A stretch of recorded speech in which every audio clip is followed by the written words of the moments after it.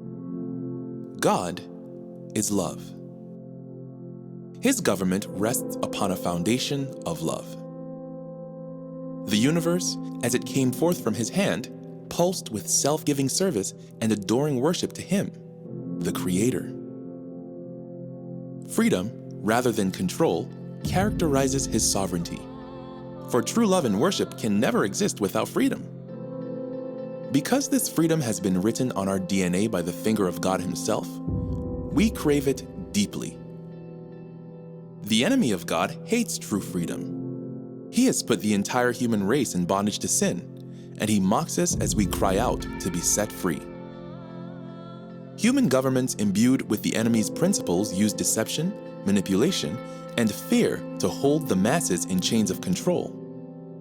There is a war between God and his enemy. Daniel's life story, as well as his visions, reveal this war. Writing while in captivity, longing for the liberation of his people, the prophet reveals that all captives will ultimately be liberated when the Messiah returns to earth. This world is not our home. God's children languish in chains of suffering, despair, and injustice. How long before the end of our captivity? How long before our deliverer comes? How long? Not long. I know you're asking today, how long will it take? How long, not long. No lie can live forever. How long, not long. You will reap what you sow. Truth crushed, the earth will rise again. Yes, sir. How long? How long, not long. No lie can live forever. How long, not long. You will reap what you sow. Truth crushed, the earth will rise again. Yes, sir. How long, not long. No lie can live forever. How long, not long. You will reap what you sow. Truth crushed, the earth will rise again. Yes, sir. How long will it take? How long, not long. No lie can live forever. How long, not long. You will reap what you sow. Truth crushed, the earth will rise again. Yes, sir. How long, not long. No lie can live forever. How long, not long. You will reap what you sow. The arc of the moral universe is long, but it bends toward justice.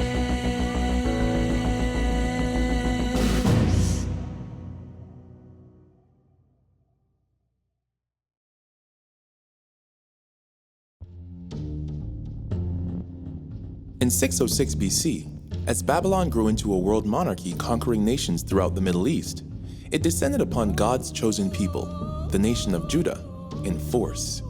As part of his military campaign, King Nebuchadnezzar ordered the deportation of thousands of Jews, including the teenaged Daniel and his friends, who would then live out their days serving in the Babylonian court. God had striven with his people for centuries, but they had rebelled until he could no longer protect them. Certain ones, including Daniel and his friends, Hananiah, Mishael, and Azariah, stayed faithful to the God of Israel, but still suffered the consequences of the nation's disobedience.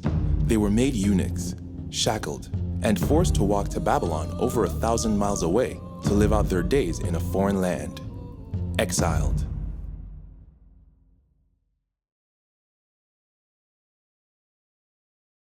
In the third year of Jehoiakim and his pride, Nebuchadnezzar,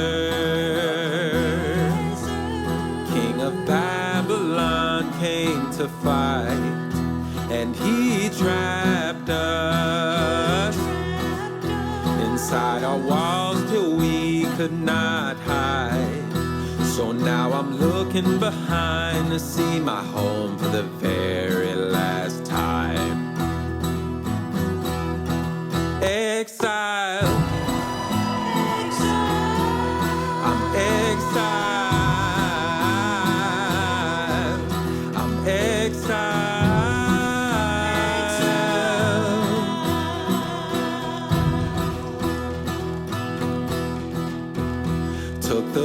gold from our temple, from the house of our God to his God, best of our young men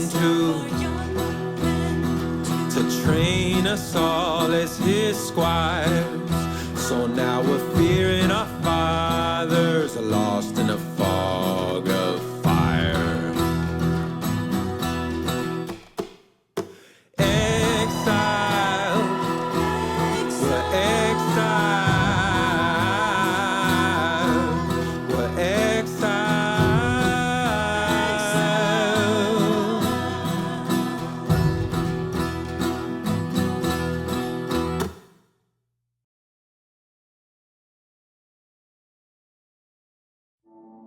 The book of Daniel couples with the book of Revelation to form the basis of biblical time prophecy. Not long after arriving in Babylon, Daniel manifested a gift for visions and dreams, and for the interpretation of dreams. These God-given abilities anointed his days in Babylon and continue to bless us today with insights into the past, present, and future, and mostly into the unfailing love of God for his children. The first prophecy in the book of Daniel came from a dream God gave to King Nebuchadnezzar, which Daniel interpreted.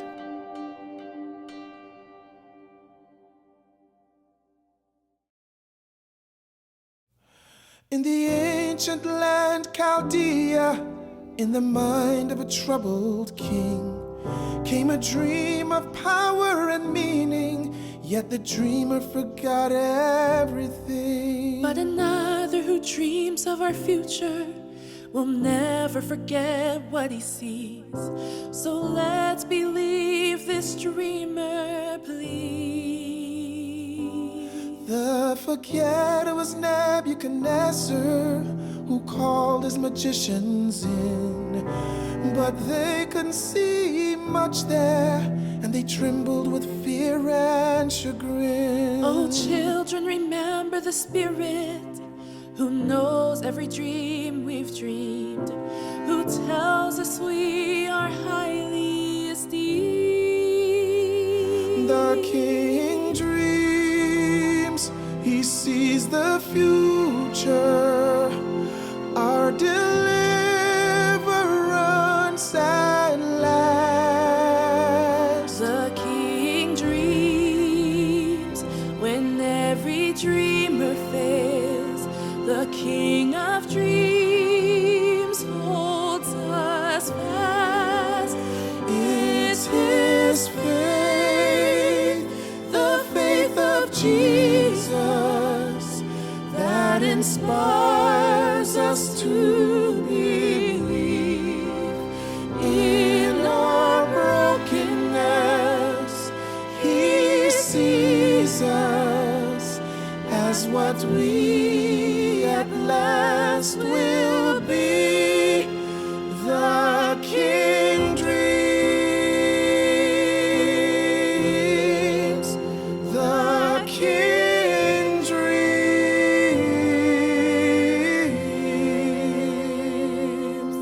The astrologers asked for the dream first. The king knew they bargained for time. They said only the gods can interpret.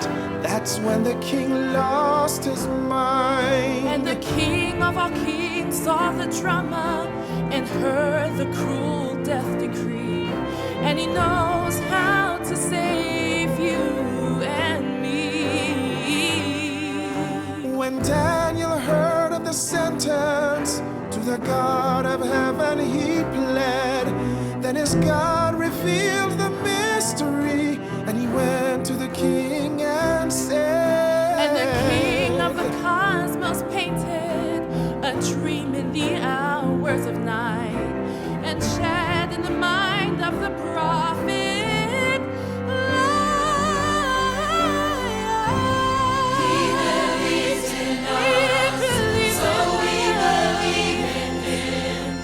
We have a future beyond.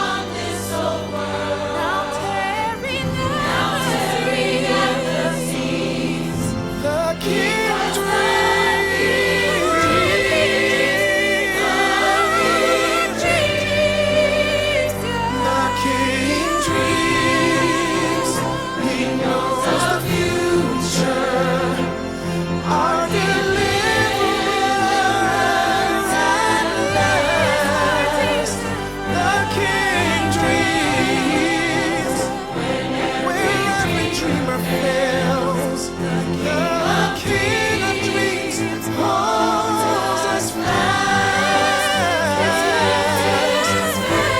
With his faith, the faith of Jesus inspires us to believe.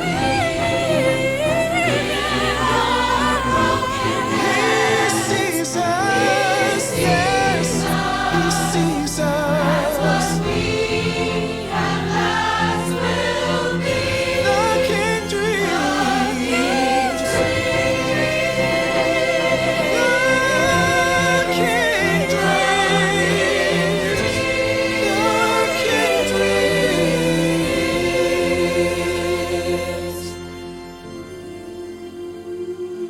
The King dreams.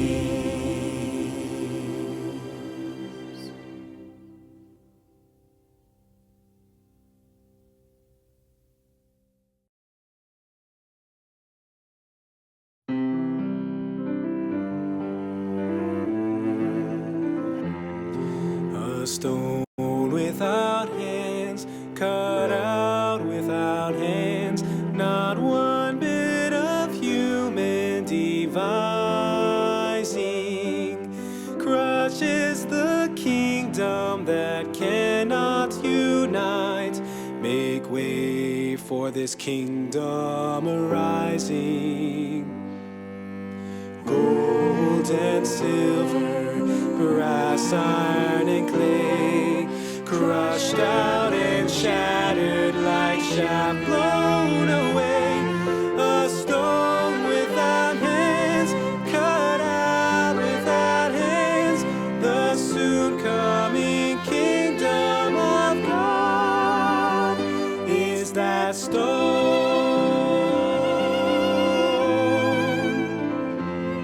A stone without hands, cut out without hands, grew up to become a great mountain. Fill the whole earth and all others eclipsed, forever destroying the proud one. Kings they will rise up, and kings they will fall. One king will one day abolish them all. A stone without hands, cut out without hands, our soon coming kingdom of God is that stone without hands, cut out without hands, our soon coming kingdom of God is that stone.